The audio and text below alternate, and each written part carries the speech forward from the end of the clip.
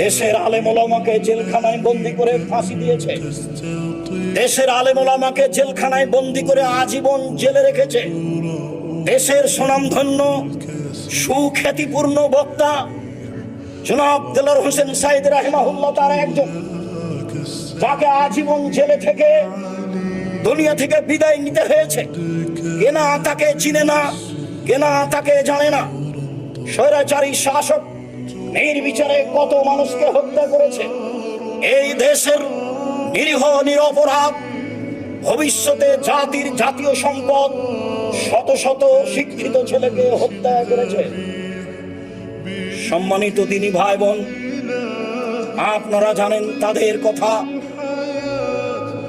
এই দেশের উন্নয়নের নামে শত লাখ কোটি টাকা বেহিসাব টাকা লুটপাট করেছে। কত বড় নির্যাতনকারী মানুষ হলে এমনটা হতে পারে? দেশের লাখ কোটি টাকা খরচ করে এই দেশে স্বাধীনতার নাম দিয়ে শত হাজারো মূর্তি ভাস্কর্য তৈরি করেছে। জুলুমের নাই শেষ, নির্যাতনের নাই শেষ, যা আপনারা অবগত আছেন।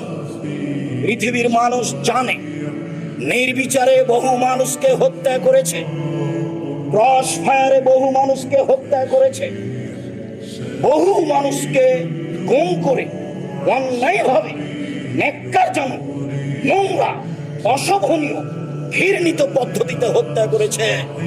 সিলেটের বৃত্তশালী সুনামধন্য এমপি ইলিয়াস তার অন্তর্ভুক্ত। সম্মানিত দিনী ভাই বোন, কত মানুষকে হত্যা করেছে।